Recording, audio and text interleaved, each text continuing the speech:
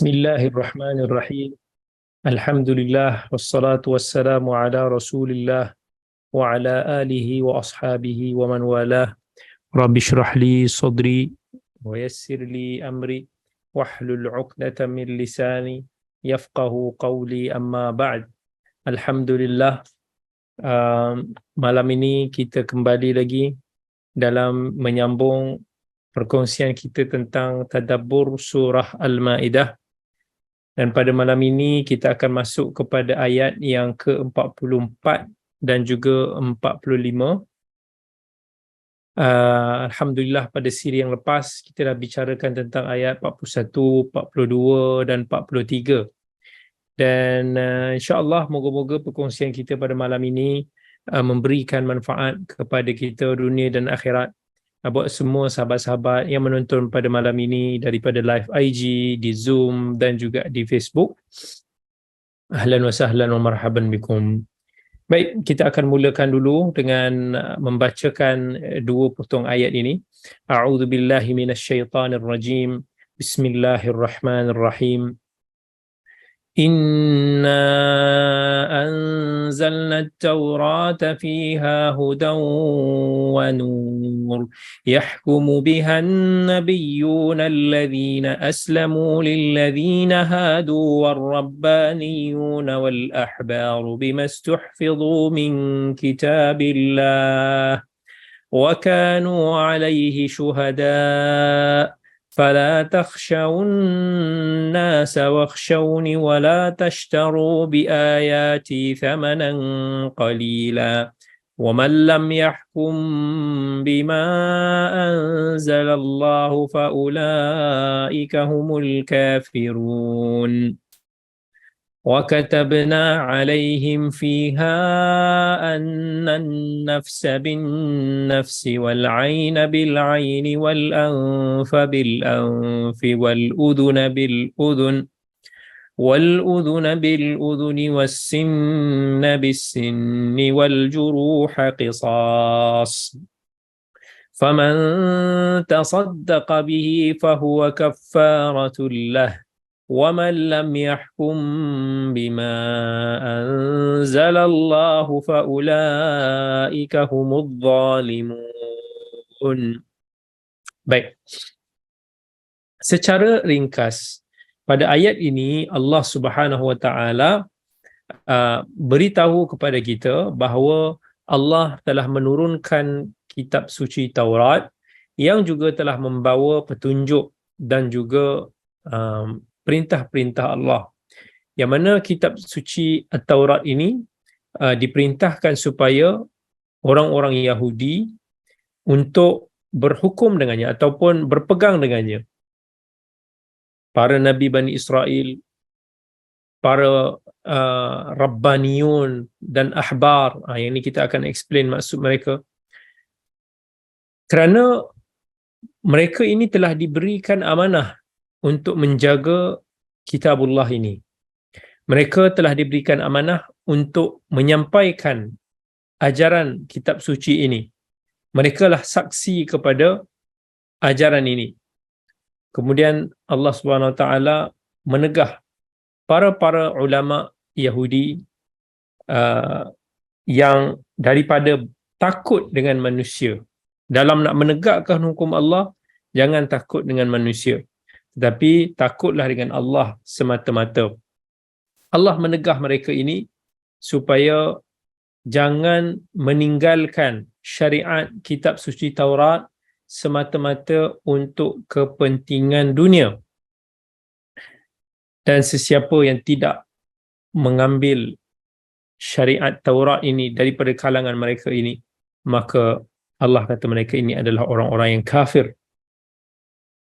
Kemudian Allah jelaskan bahawa dalam kitab suci Taurat telah difardukan kepada mereka tentang hukum qisas.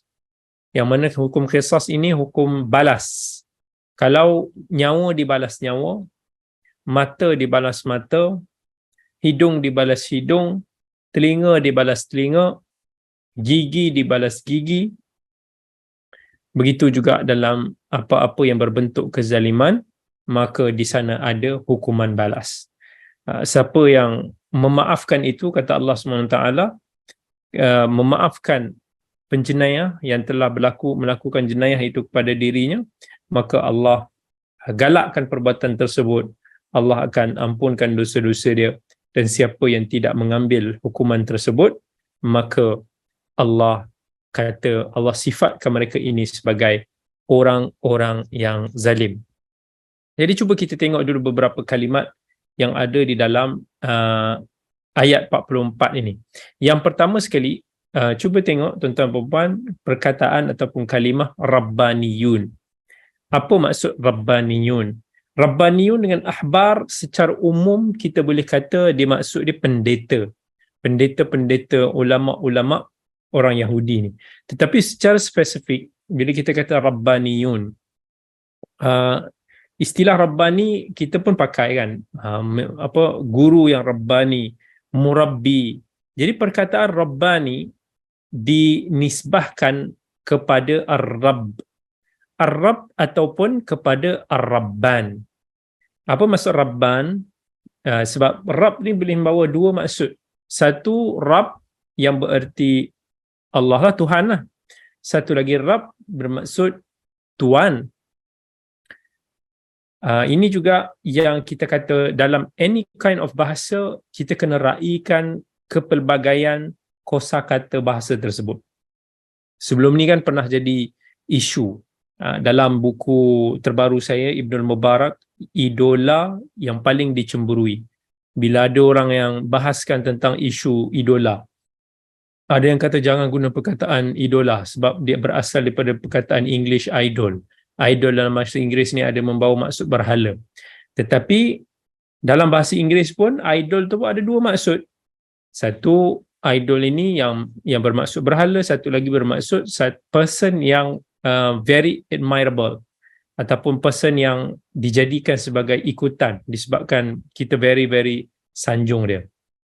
Begitu dalam bahasa Melayu, idola tu tak ada membawa erti berhala.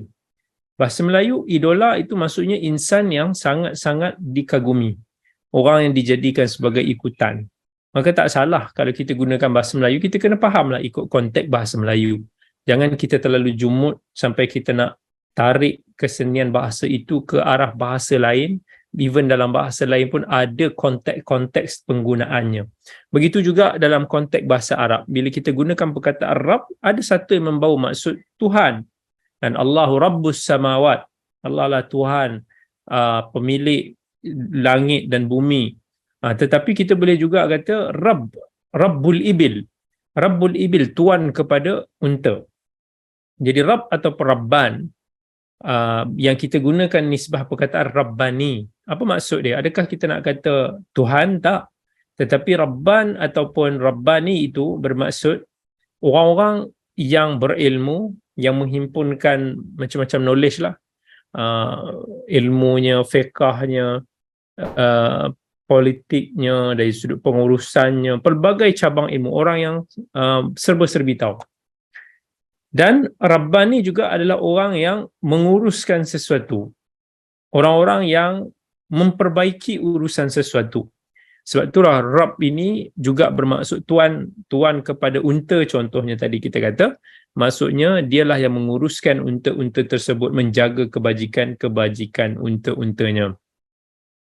Jadi bila kita kata Rabbani, dia meliputi orang-orang yang alim, orang-orang yang bijaksana, orang-orang yang faqih, orang-orang yang bertakwa, orang-orang yang rajin beribadah, dan orang-orang yang sifatnya mengajar ilmu, dan orang yang mendidik. So itu kita kata pendidik itu juga sebagai murabbi, kerana asal kepada Rabb iaitu islah syai'. Islah, memperbaiki urusan sesuatu. Bila kita mengajar, kita memperbaiki kejahilan orang, memberi kongsi ilmu kepada mereka. Kita menguruskan sesuatu pun, kita memperbaiki urusan itu. So itu datang asal kepada perkataan Rabbani.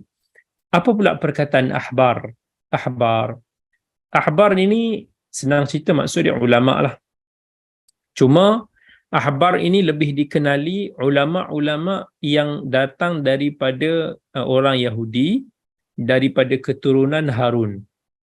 Daripada susur galur Nabi Harun, ulama-ulama mereka ini digelar sebagai ahbar. Jam'u habrun. Jam'u habrun. Habr ni maksudnya adalah athar. Athar ni kesan tinggalan yang baik. Itu maksudnya ahbar. Baik, dalam Quran juga tadi dalam ayat tadi itu Allah kata warabbaniyuna wal ahbaru bimastuhfidhu min kitabillah. Istuhfidhu maksudnya ditinggalkan amanah. Sekali lagi kita akan bagi tahu apa hikmah Allah gunakan kepada Taurat ni perkataan istuhfidhu. Tetapi untuk Al-Quran Allah kata lahafizun. Beza, walaupun dulu perkataan hafz ada hafadha, tetapi beza penggunaan kata dari segi tasrif kalimat tersebut istuhfidhu dan juga hafizin berbeza. Saat lagi kita akan kongsikan apakah hikmah digunakan, perbezaan itu digunakan kepada Taurat dan juga Injil. Al-Quran. Dan kemudian Allah kata pada ayat yang sama 44, fala takhshawun nas. Janganlah kamu khawatir dengan manusia. Jangan takut dengan manusia. Baik, dalam bahasa Melayu kita boleh kata maksud dia, bahasa Melayu ni takut, Melayu ada bimbang, Melayu ada khawatir, bahasa Melayu ada gusar, bahasa Melayu ada resah. So ini antara kalimat-kalimat bahasa Melayu yang berkongsi lebih kurang makna yang sama. Dalam bahasa Arab, al-khasyah dan al-khawf, kedua-dua ni kita sama ada kita terjemahkan dia takut ataupun bimbang, tetapi khasyah ni dia ada beza sikit dengan khawf. Bahasa Arab ramai yang tahu khawf. Fala takhafuni, janganlah kau takutkan aku. Khasyah, bila Allah kata innama yakhshallaha min ibadihil ulama, orang yang takutkan Allah adalah para ulama. So apa beza penggunaan kata khasyah dan apa beza penggunaan kata khauf? Khasyah ni dia lebih unggul daripada khauf, lebih besar maksud dia daripada khauf. Dia lebih maksud dia sebab khasyah ni dia adalah satu bentuk ketakutan. Ketakutan itu berdasarkan kepada pengetahuan. Faham? Khauf ni dia boleh takut tanpa berdasarkan kepada pengetahuan. Maksudnya macam mana? Ada orang takutkan sesuatu yang dia tak tahu. Dia tak tahu dia gelap. Dia takut sebab dia takut gelap. Itu takut.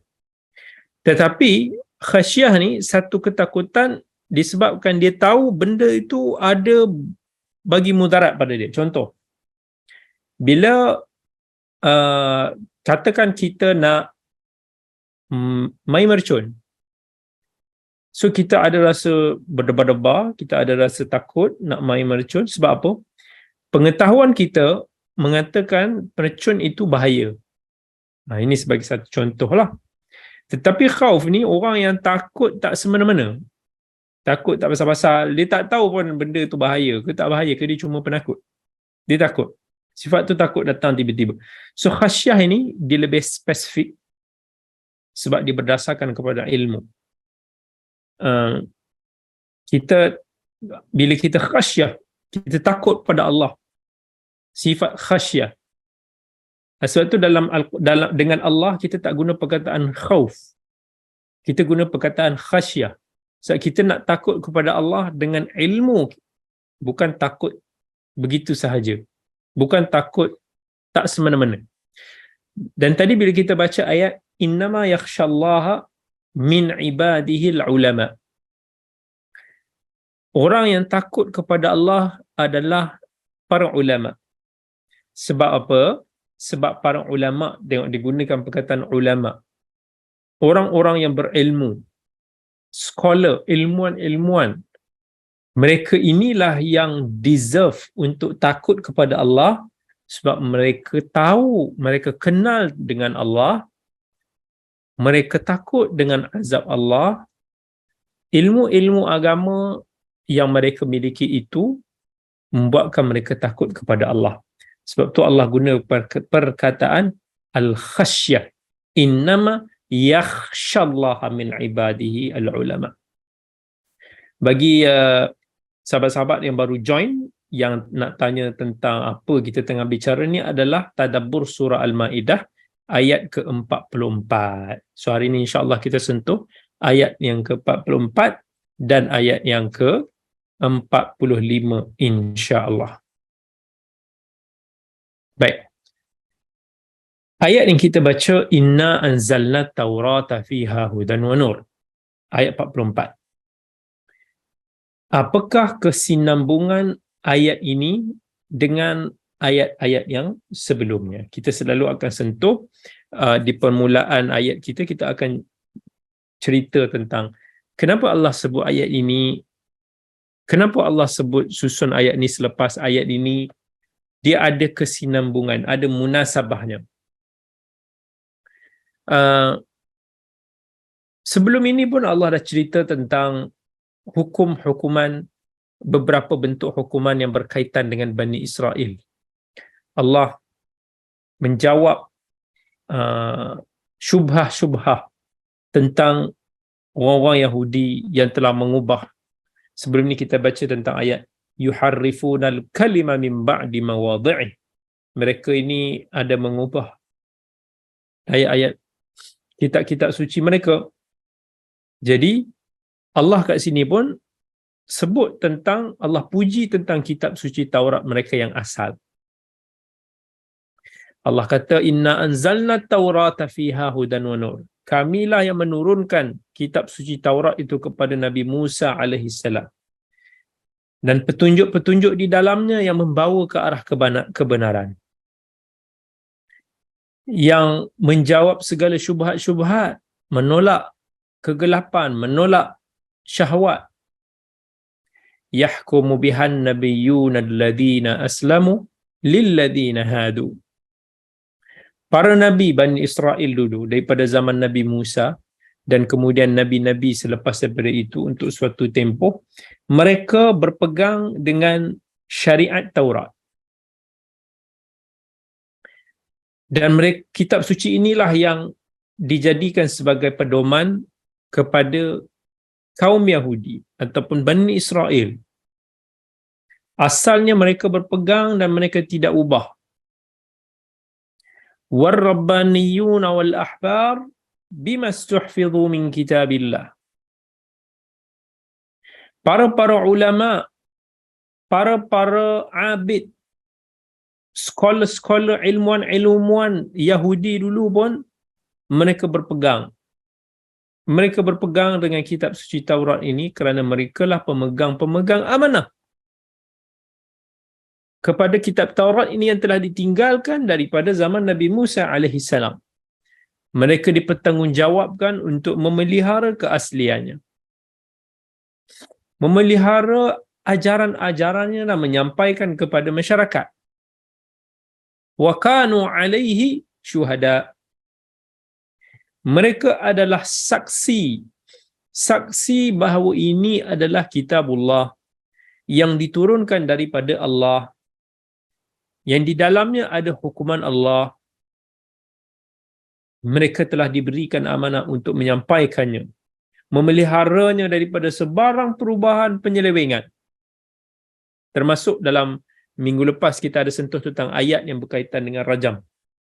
Ada kita sebut tentang kisah dan asbab nuzul antara Nabi SAW dengan orang Yahudi yang tentang cerita rajam tu, kalau ingat lagi. Dan Allah sebut fala takhshawun nas wakhshawun. Janganlah kamu takut kepada manusia, tetapi takutlah kepada aku. Bila mana dalam ayat yang lepas Allah sebut tentang para ilmuwan Ar-Rabbani dan Ahbar Yahudi ni, yang mereka ini sepatutnya tanggungjawab mereka untuk menjaga ketulinan kitab suci Taurat. Maka Allah berbicara kepada golongan Yahudi pada zaman Nabi kita Muhammad sallallahu alaihi wasallam. Allah menegah mereka daripada melakukan penyelewengan ataupun perubahan. Allah kata fala takhshawun nas wakhshawun. Selagi kamu berpegang dengan kitabullah, wahai para pendeta Yahudi, maka kamu tidak perlu untuk takut kepada manusia di dalam menjalankan syariat aku. Tak ada siapa yang boleh memberikan kamu mudarat ataupun manfaat melainkan dengan izinku. Orang yang betul-betul menjalankan amanah, jujur, mereka tak perlu risau sebab Allah akan menjaga mereka. Jangan kerana kamu nak keredaan manusia, jangan kerana kehabuan dunia, kamu mengorbankan agama kamu. Kamu menggugurkan sebahagian syariat-syariat yang ada di dalam Taurat, seperti hukuman rajam yang telah kita bicarakan pada siri yang lepas. Kamu sembunyikan sifat Nabi Muhammad sallallahu alaihi wasallam. Sebaliknya, kamu takutlah kepada aku.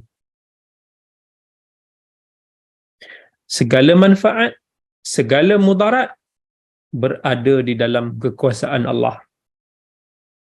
Sebaliknya, kalau kamu nak takut, takutlah kepada azabku di atas penyelewengan, di atas penyembunyian, di atas pengubahan yang telah kamu lakukan walaupun kamu telah diberikan amanah untuk memelihara kitab aku.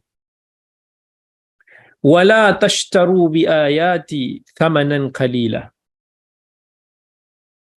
Jangan kamu meninggalkan syariat ataupun hukuman yang ada di dalam kitab ini, wahai para pendeta Yahudi. Kamu sembunyikan kebenaran. Kamu menzahirkan kebatilan hanya kerana habuan dunia yang kecil. Hanya kerana kamu nak sedikit jawatan, kamu nak kedudukan, kamu nak sedikit harta, kamu melakukan riswah, kamu merosakkan agama kamu sendiri. Wa man lam yahkum bima anzalallah fa ulaika humul kafirun. Siapa yang tidak berhukum dengan apa yang Allah turunkan, maka mereka adalah orang-orang yang kafir. So kena faham konteks ayat ini, Allah cakap pada Bani Israel. Bani Israel yang totally telah mengubah syariat Allah, yang mengubah hukum-hukum Allah. Allah tidak cakap dengan sebarangan. Jangan kita gunakan slogan ini. وَمَنْ لَمْ يَحْكُمْ بِمَا أَنْزَلَ اللَّهُ. Mereka ini adalah orang yang kafir. Seperti mana yang pernah terjadi satu ketika dulu, orang mudah untuk nak memetik ayat ini untuk mengkafirkan orang. Kena faham konteks ayat itu.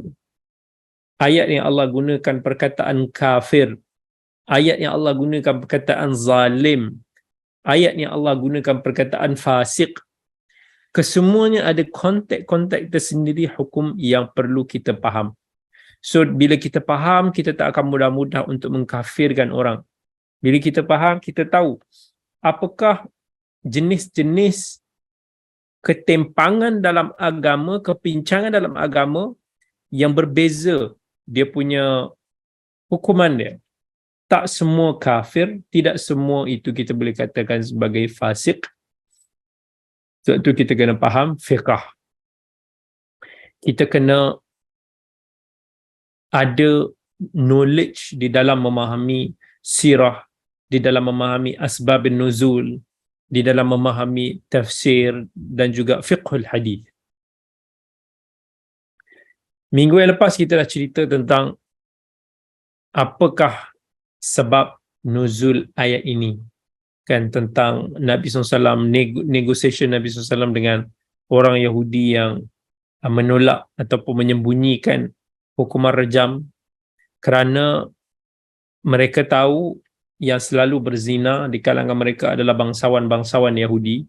Jadi bangsawan ini bimbanglah, asyik mereka je yang kena tangkap, mereka tak maulah kena hukuman rejam, so mereka ubah. Mereka ubah sekadar sebatan dan juga contengan arang di muka. So itu apa yang Allah turunkan ayat ini sebagai membidas sikap-sikap orang Yahudi ketika itu. Wa man lam yahkum bima anzalallah fa ulaika humul kafirun. Sesiapa yang tidak menjalankan syariat hukuman yang Allah telah turunkan di dalam kitab ini, maka ataupun mereka mengubah ayat-ayat Allah, mereka sembunyikan kebenaran sampai menolak jelas hukuman-hukuman yang clear, maka mereka boleh jatuh kufur. Kemudian Allah sebut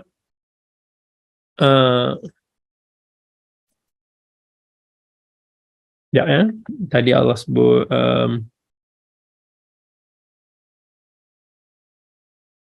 baik. Hukum, kalau kita sebut dalam ayat yang lepas, kita ada sebut ayat yang waman lam yahkum bima anzalallah. Waman lam yahkum bima, siapa yang tidak berhukum dengan hukuman Allah, Allah sebut ada 3 condition.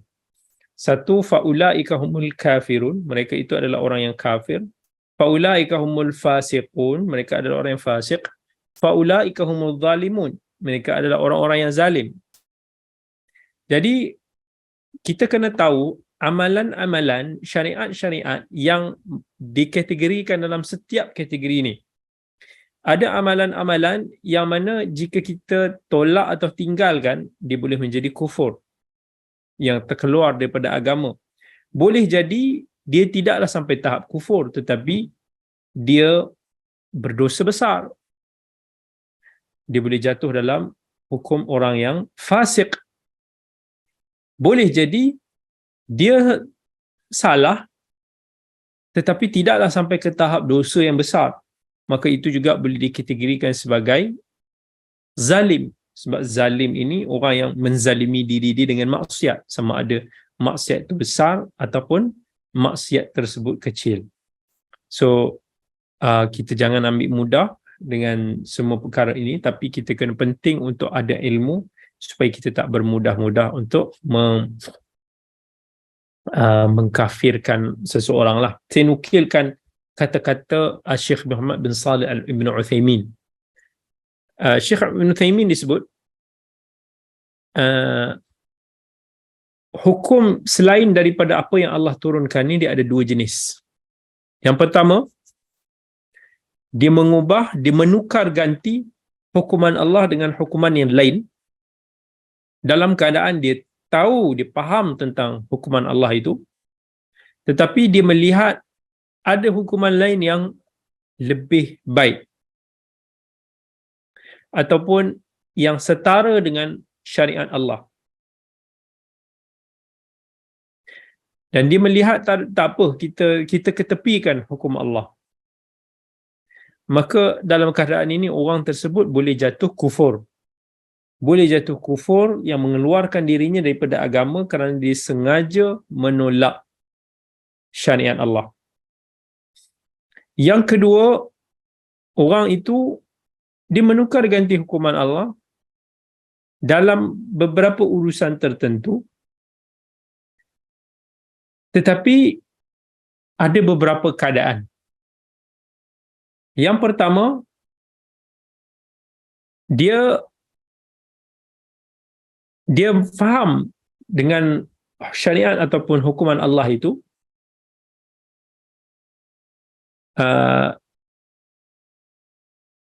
apa dia kata, dia menganggap bahawa hukuman Allah itu lebih baik, lebih bermanfaat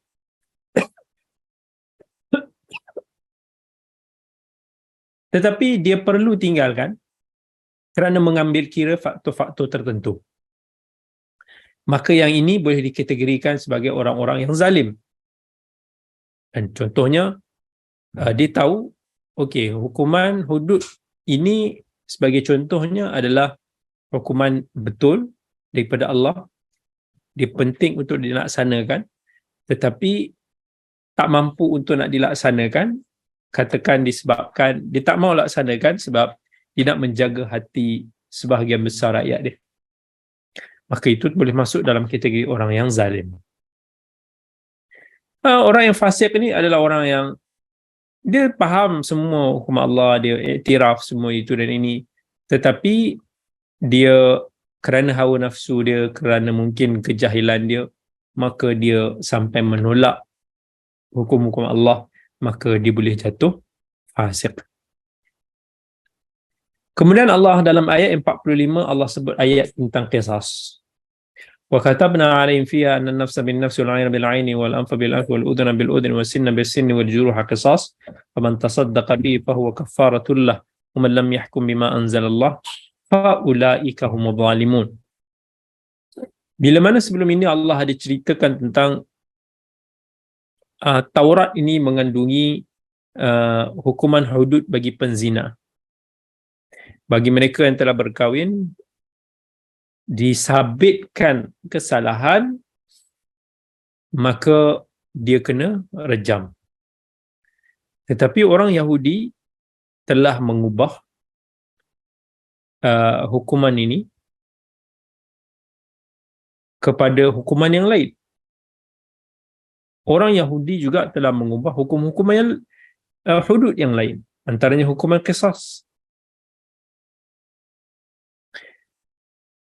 Satu persoalan berkaitan dengan rejam ni lah.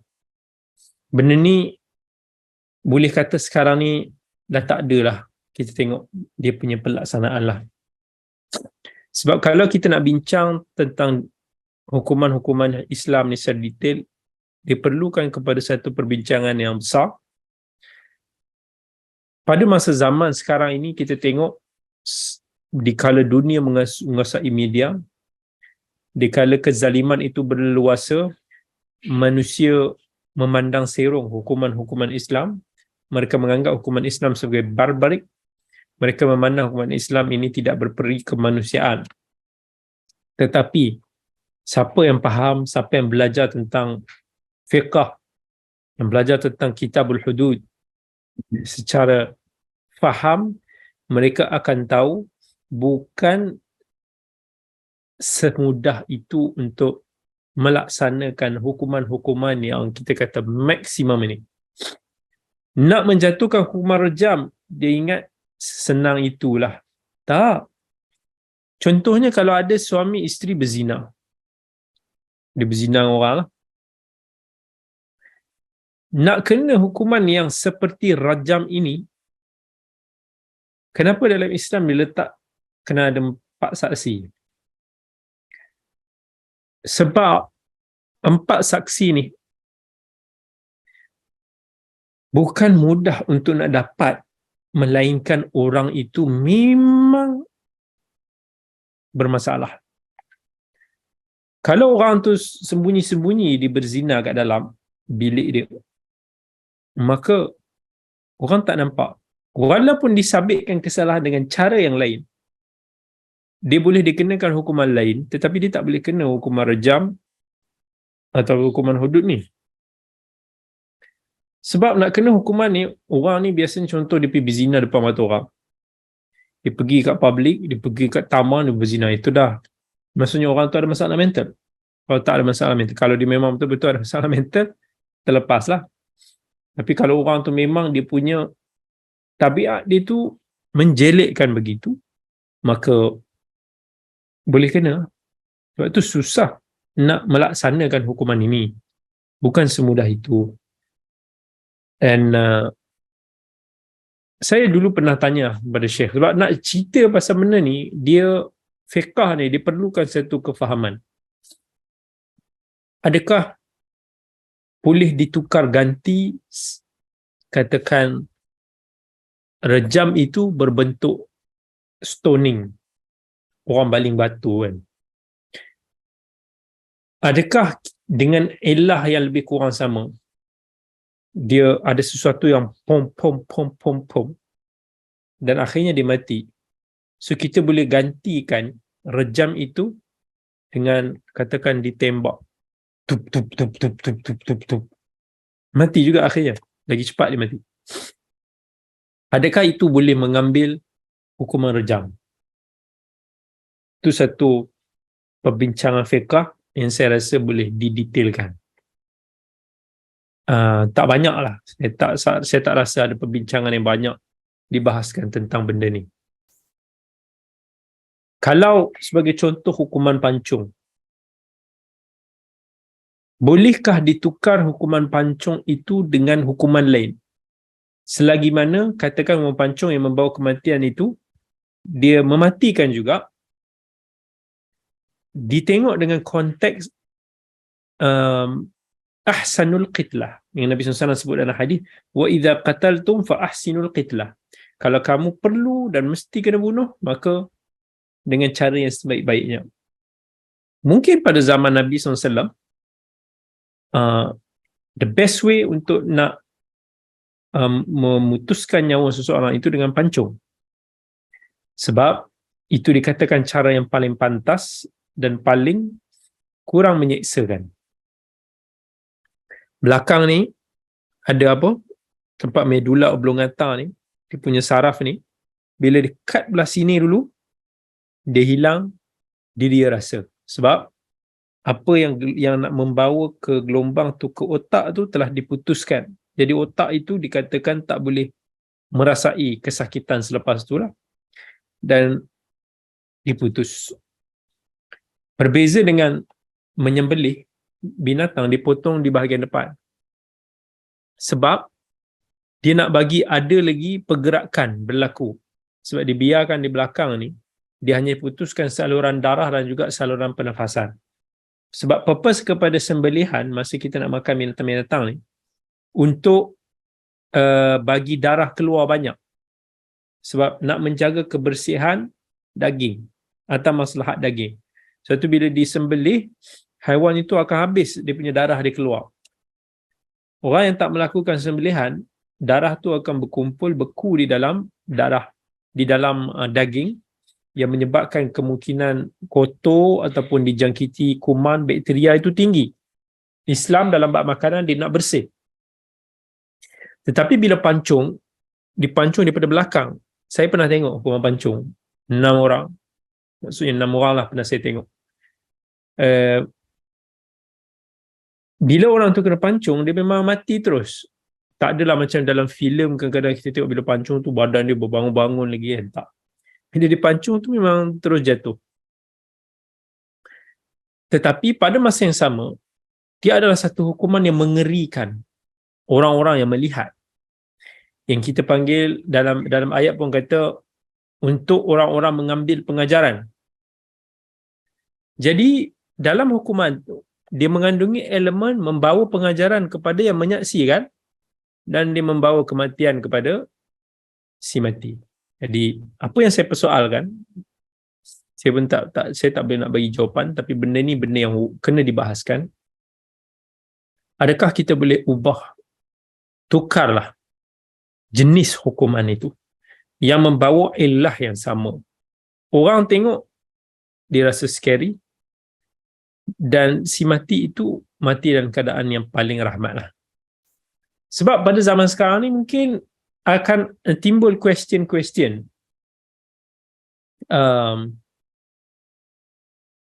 Ada macam-macam cara kematian. Sometimes kita tengok misalnya di beberapa penjara di negeri Amerika, mereka menghukum mati banduan mereka dengan suntikan. Dia letak beberapa jenis racun, kemudian mangsa akan dibaringkan dan mereka akan diinjek dengan racun itu. Dan dalam masa yang cepat, bila racun itu mengalir, kena pada jantungnya, dia akan mati. Tapi sebelum itu dia akan ditidurkan. Cuma bila macam tu, orang yang menyaksikan itu, dia rasa macam senang sangat dia ni mati kan. Dia tak rasa benda tu scary, tak rasa mengerikan. Ada kes yang mana family mangsa dia tak puas hati sebab penjenayah yang kejam dihukum mati dalam keadaan ini bagi mereka nampak macam easy death.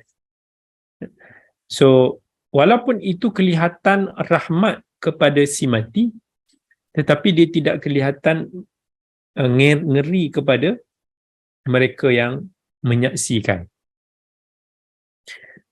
Macam mana dengan hukuman tembak? Ada beberapa negara tembak di jantung mati kan. So nak kena kaji juga jenis-jenis hukuman ni, apakah kematian yang mungkin kita katakan sebagai paling rahmat dengan hukuman jenis-jenis hukuman yang ada. Kalau hukuman gantung di Malaysia ni diamalkan, diletak macam tombol. Dia letak tombol, so dia agak tinggi, so bila dia jatuh dalam 2 meter ke bawah, dia akan crack, dia akan terus crackkan leher ni. Tapi dipahamkan juga mangsa boleh dalam keadaan hidup sekitar 5 minit kan. Ada yang mati terus sebab tulang leher dia patah, tapi ada yang mungkin masa tu masih lagi dalam keadaan getik-getik lah. So dia akan dibiarkan beberapa minit. Pancung for sure mati terus lah immediately. Apa lagi betul-betul hukuman yang ada? So boleh buat kajian tentang benda ini. Dalam keadaan sekarang ni yang pemerintah mendapat tekanan ialah bila orang menyaksikan, bagi mereka ini adalah satu hukuman barbarik. Orang boleh melihat hukuman. So manusia dah tak boleh tengok. So kalau manusia katakan tak tengok, adakah boleh diubah hukuman? Yang penting kalau kata dalam syarak kata dia mati lah. Cuma bentuk hukuman itu. Adakah qat'i? Jenis hukuman dalam yang disebut dalam hadis ke yang dilakukan oleh Nabi SAW, adakah itu qat'i yang mesti kena dengan jenis hukuman itu, ataupun Nabi buat itu berdasarkan kepada waqi', keadaan pada zaman Nabi, konteks pada zaman Nabi. That's the best way. Manusia berperang dengan pedang, so cara kematian yang terbaik dengan pedang. This is time where para fuqaha boleh bincangkan dalam konteks semasa. Ada yang kata, Ustaz, nak bincang macam mana Ustaz? Tak ada negara pun yang melaksanakan hukuman Islam, katanya. No. Walaupun sekarang ni ada desakan-desakan untuk memansuhkan hukuman mati, tetapi hukuman mati masih dijalankan. Even saya tak pasti di Malaysia itu ada desakan begitu kan, dah berjaya ataupun tidak. But kalaulah masih ada hukuman mati dijalankan, dan kalaulah kata keputusan para ulama, para fuqaha mengatakan boleh, maksudnya kita boleh menjalankan hukuman-hukuman jenis hukuman mati yang diputuskan itu, contoh penjenayah berat yang kena hukuman mati. So instead of gantung yang mungkin agak menyeksa si mati, boleh diubah kepada contohnya pancung kepada apa pun. Maka kita tak boleh kata tak ada langsung hukuman Islam. So ini yang orang salah faham. Sometimes dia kata government kita ni dia berhukum dengan hukuman yang kafir. Tak boleh macam tu cepat, sebab keadilan itu satu adalah hukuman Islam. Dan hukum Islam bukan hanya terletak pada macam jenayah-jenayah berat macam ni. Even apa-apa undang-undang, termasuk kepada, kalau kita tengok denda kepada orang-orang yang melanggar trafik, itu juga adalah menepati ajaran Islam, sebab orang itu telah dizalimi, dan itu termasuk di dalam bab ta'zir, undang-undang yang ijtihad daripada kerajaan ataupun pemerintah terhadap mereka yang melakukan kesalahan. So tak boleh kita kata dalam kerajaan ini tak ada langsung elemen Islam. Ada elemen Islam, cuma mungkin dalam konteks-konteks tertentu yang berkaitan dengan jenayah-jenayah berat yang dinaskan di dalam Quran dan hadis, Misal kata dalam ayat yang kita bacakan ini ada berkaitan dengan qisas. Mungkin dalam negara kita tak adalah qisas. Kalau ada dalam qisas, kalau orang tu dia bergaduh, dia sampai buta mata orang tu, maka orang itu kena dibutakan juga. Maksudnya dibalas. Jenis dibalas dengan jenis yang sama. Faman tasaddaqa bihi fahuwa kafaratullah. Allah kata, siapa yang tanazul, yang tolerate, let go, dia tak nak lah kena kes. Dia tak nak. Kalau kata okey lah dia bergaduh, dia punya mata buta. Sepatutnya dia, penjenayah tu boleh dibutakan balik. Tetapi dia maafkan, dia kata tak apalah, tak payahlah, aku maafkan dia. Maka dia, Allah kata, kafaratullah. Allah akan kafarah dia, ampunkan dosa-dosa dia. Allah suka kepada orang yang pemaaf.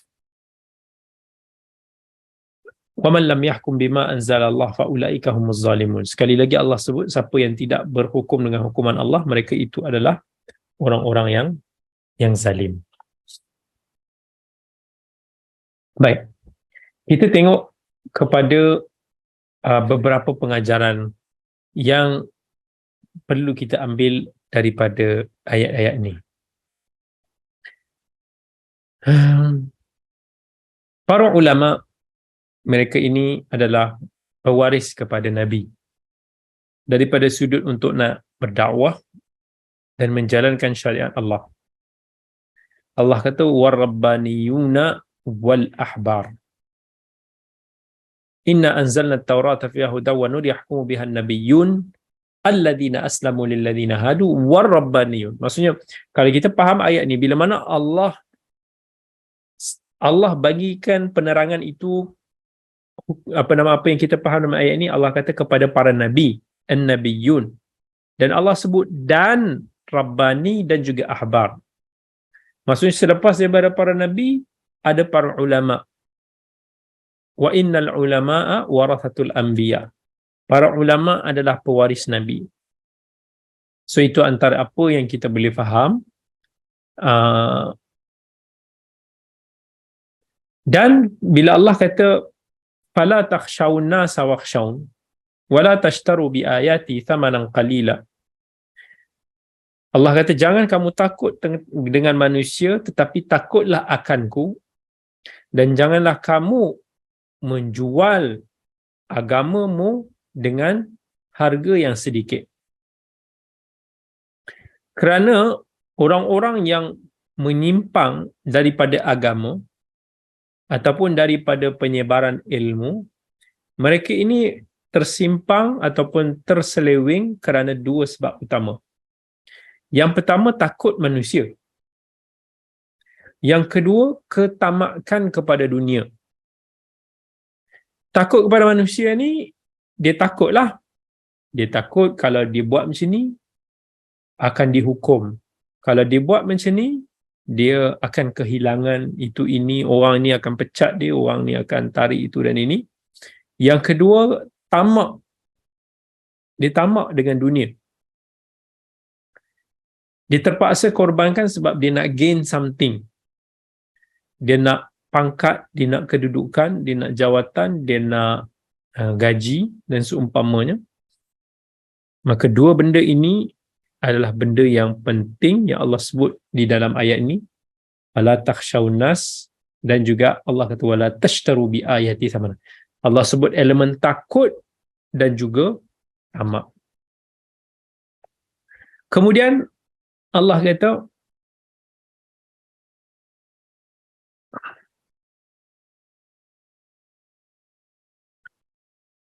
Allah sifatkan kitab suci Taurat ini sebagai satu kitab yang agung.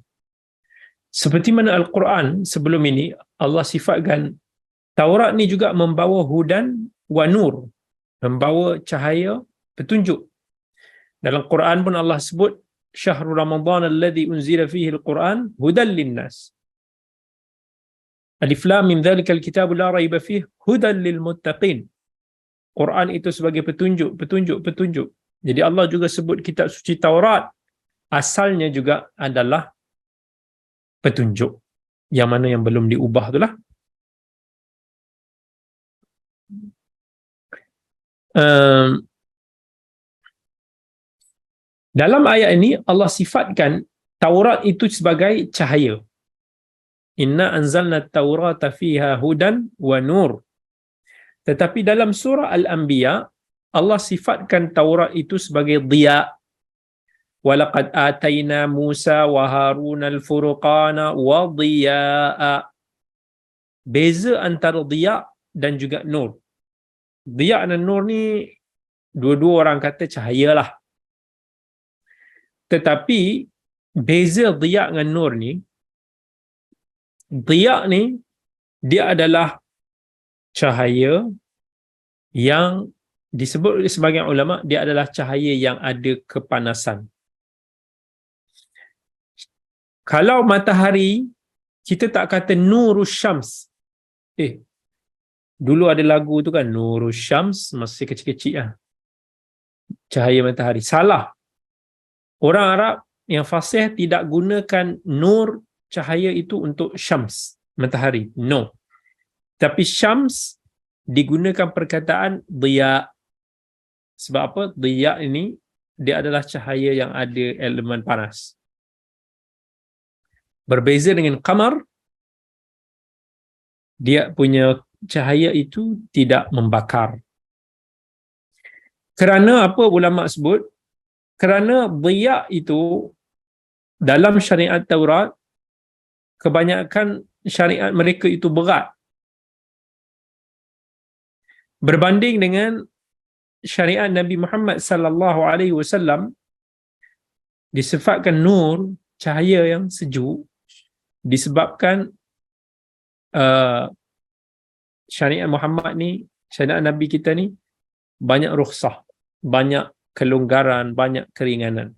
Sebahagian ulama sebut dhiya ini adalah cahaya yang berbentuk pantulan. Dia tidak ada sumber cahaya itu sendiri berbanding dengan dhiya. Dhiya ini dia adalah sendiri, itu adalah satu objek cahaya. Contoh matahari. Matahari digunakan perkataan dhiya, cahaya matahari, kerana matahari itu sendiri adalah source cahaya. Berbanding dengan bulan, nur, sebab bulan itu dia sebenarnya bukan cahaya, tetapi dia memantulkan cahaya matahari. So dia tidak memiliki cahaya punya power itself, tetapi dia boleh menjadi pantulan cahaya yang baik. Nah, itu sebahagian mengatakanlah antara beza dhiya dan juga nur. So kita boleh kata beza antara sinaran dan juga cahaya.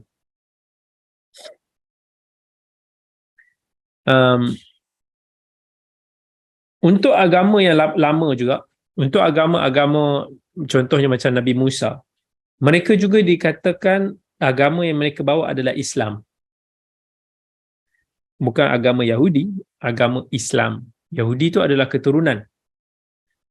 Buktinya dalam ayat ni Allah kata, yahkumu bihan nabiyyuna allazina aslamu.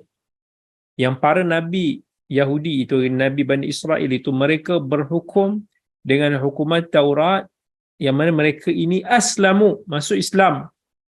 Mereka yang berserah diri. Itu maksud asal kepada Islam. Al-istislam, menyerah diri, ataupun as-salam yang bermaksud peaceful, kesejahtera. So itulah antaranya. Kemudian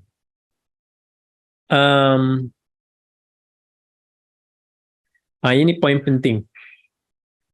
Poin penting. Tadi saya dah beritahu pada awal apa beza Allah gunakan perkataan untuk Taurat ni istuhfizu, dan Allah gunakan untuk Quran hafizun. Dulu hafadha. Hafadha ni maksud dia pelihara, maksud ni jaga. Tetapi dalam At-Taurat yang kita bacakan tadi, Allah kata warabbaniyuna wal ahbaru bima istuhfizu min kitabillah. Kitabullah mereka ini istuhfizu, berbanding dengan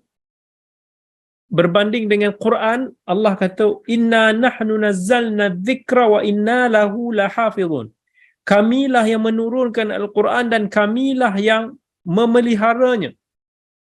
Tetapi dalam kitab suci Taurat tadi Allah kata, para pendeta mereka itu yang telah diberikan amanah untuk menjaga kitab Allah. Ada hikmah. Yang mana ini adalah bukti bahawa Allah menjaga Al-Quran. Al-Quran itu tak boleh diselewengkan, tak boleh diubah. Disebabkan Allah yang jaga. Allah kata, kamilah yang menurunkan Al-Quran dan kamilah yang jaga. Bila Allah yang jaga, selamat. Tetapi untuk Taurat, Allah tak kata kami yang jaga, tak. Tetapi Allah kata, kitab suci mereka ini yang telah diamanahkan kepada pendeta mereka untuk menjaga. So, bila manusia yang jaga, tak akan sama seperti mana Tuhan yang jaga. Kerana itu tak ada jaminan kitab suci mereka itu akan selamat. Apa yang berada di tangan manusia itu mudah untuk hilang daripada amanah yang telah diberikan. Berbanding Tuhan yang memberikan amanah itu sendiri yang garanti bahawa kalamullah di dalam Al-Quran ini akan terpelihara. Nampak? So ini salah satu bukti nakli daripada Al-Quran bahawa Al-Quran itu terpelihara berbanding dengan kitab suci yang lain. Baik. Dalam ayat fala takhshawun nasa wakhshawun wala tashtaru bi ayati samanan qalila. Janganlah kamu takut manusia, tapi takutlah dengan aku, dan janganlah kamu menjual beli ayat-ayatku ini dengan harga yang sedikit. Allah dahulukan takut, maksudnya Allah dahulukan takut daripada tamak. Kenapa Allah tak sebut tamak dulu dengan dunia baru takut kepada aku, tapi Allah sebut takut dulu berbanding dengan Allah sebut tentang tamak? Sebab antaranya, bila mana jual beli ni ataupun menjual sesuatu itu bermaksud kita nakkan let go sesuatu itu dengan pulangannya,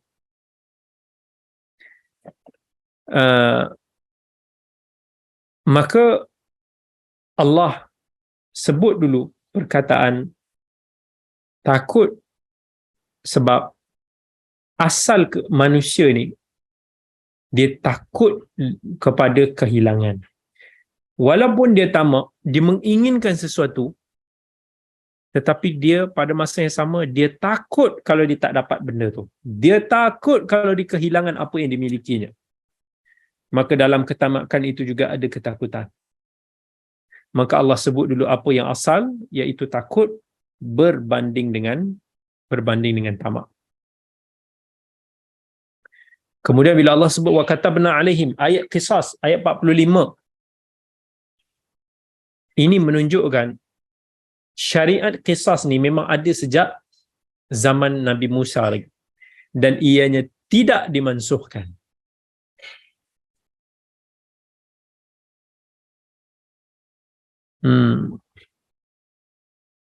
Kemudian Allah sebut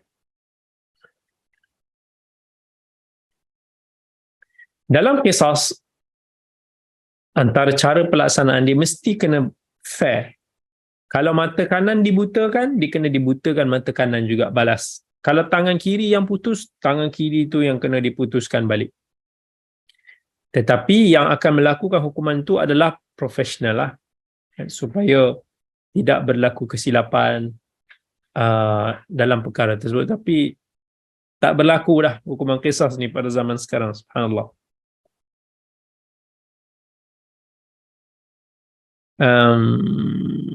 Baik, saya ingat sekadar itu dululah antara faedah-faedah yang kita sambut. Banyak lagi faedah yang boleh kita kongsikan, tetapi cukup dulu sekadar itu pada malam ini, dan insyaAllah kita berjumpa lagi pada minggu yang akan datang, menyambung kembali ayat 46 dan 47. Aqulu qawli hadha wa astaghfirullahal azim li wa lakum Wassalamualaikum warahmatullahi wabarakatuh. Bertemu lagi kita.